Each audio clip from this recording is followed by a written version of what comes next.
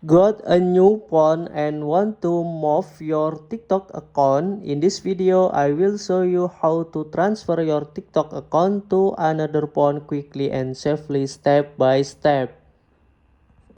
Step 1. Install the TikTok application via Play Store. In new phone, open,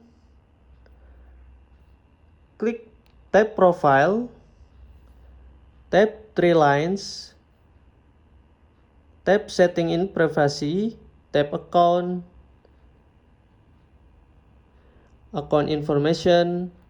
This is email and your phone. Tap login, use phone email, tap email, input email, tap continue, verification email,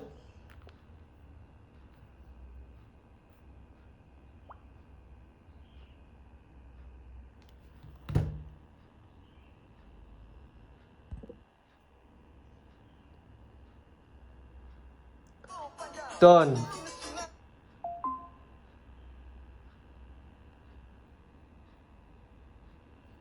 Thank you guys.